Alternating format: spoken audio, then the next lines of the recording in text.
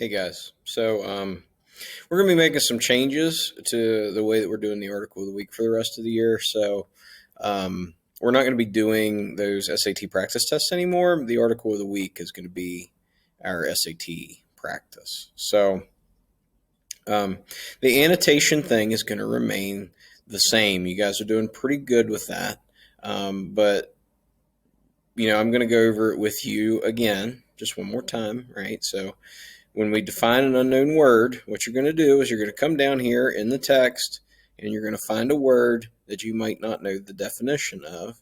You are going to highlight it, and then you are going to click Add Comment, and then you are going to define that word over here. You're going to open up a new tab, Google the word, define it in the comments. Okay. You are then going to express an opinion. So you're going to look at somebody's opinion in the article and agree or disagree with it. And you are going to do that by highlighting and adding comments the same way. You are going to identify a main idea. So just the main idea of a paragraph or the main idea of the passage or a place like that where you think the main idea is mentioned. And again, this is all in my earlier videos. So if you haven't watched those earlier videos, please go back and rewatch them. They cover this stuff in a lot more detail. Activating prior knowledge, that's just going to be where you tell me something that you know about the topic. Maybe you have a favorite children's story. That would be an example of activating prior knowledge. You could highlight it, and then you could tell me about your favorite children's story. Okay. And then identifying ethos, pathos, or logos. You should know how to do that by now as well. Okay, so the annotations in this are going to stay the same. What is going to change is down here at the bottom, right? So you're going to have an article of the week quiz each week. And again, we're not going to be doing the SAT practice tests anymore because those weren't working.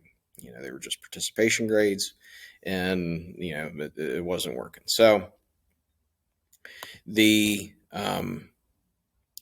article of the week quiz, if we go back into our week here, the article of the week quiz is going to be here.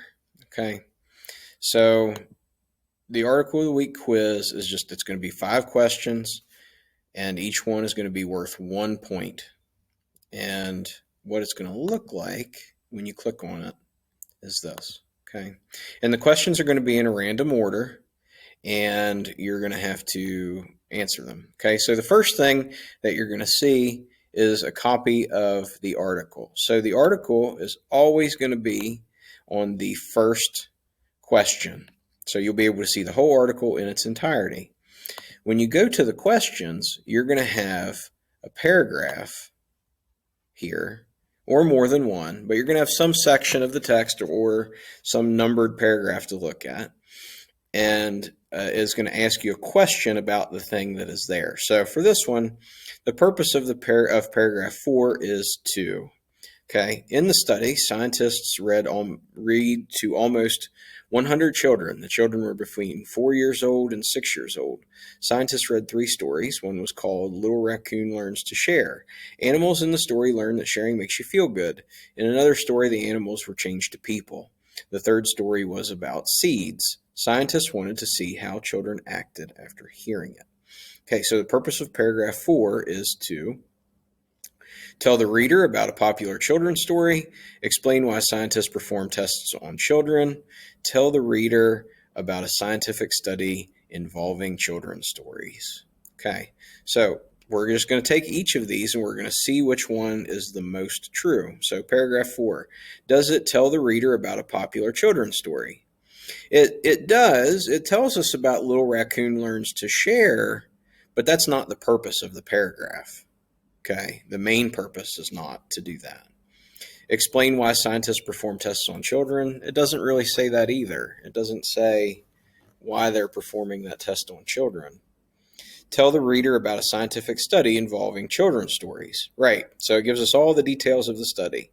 How old the children were, how many they were, and what they were looking for there. So that's my answer for that one. Okay, so this one I have 3 paragraphs here. Paragraphs 11, 12, and 13. Chris Haughton writes animal books. Tracy Corderoy is also a writer. Kes Gray writes animal stories. So these three children's authors, they don't agree. They say that, you know, make it having the characters be animals makes the message easier to accept, she said. Using animals keeps children interested, she said. So they don't agree with the experiment. Again, you should read the article before you do this so that you know about the experiment. So does it explain why the experiment would be true for adults? Nope, doesn't say that at all. Introduce people who do not agree with the study's conclusion. It does do that. The children's authors don't agree with the study's conclusion. And it does not introduce people who agree with the study's conclusion. Okay, so this is the new thing that we're going to try out. Okay, and you should be able to reason through these on your own just based on your understanding of the reading. Ganea thought that children's writers should know about the study. We tell stories to children for many reasons, she said, to teach them a lesson. Write about people, she said. In paragraph 10. So this is paragraph 10. A scientist uses a study to give advice to children's authors. A children's author disagrees with a scientist. So if you read the article, you would know that Patricia Ganea was the leader of the scientists. Okay, so it's okay to go back to the article. Patricia Ganea was the leader of the scientists. So she's a scientist. So we know that Ganea is a scientist, so we can choose that one. Okay. Chris Haughton writes animals books. He thought the best stories are the ones that keep children thinking about. He read Charlotte's Web as a child. He said, I thought about it for a long time after I read that story, he said. He does not eat meat partly because of the story, he said. A quote from Chris Haughton is an example of ethos. Remember, ethos is credibility. We've gone over that this whole year. Because Chris Haughton is an expert in scientifically studying children. Nope. Because he writes animal books. Chris Haughton is an expert in child psychologist. Nope. He's an expert in writing for children. That's the one. Okay? And then the last one you guys are going to try on your own. That's your new article of the week. And again, just try it out. Let me know if you have any questions. This is going to be a process that we work on together.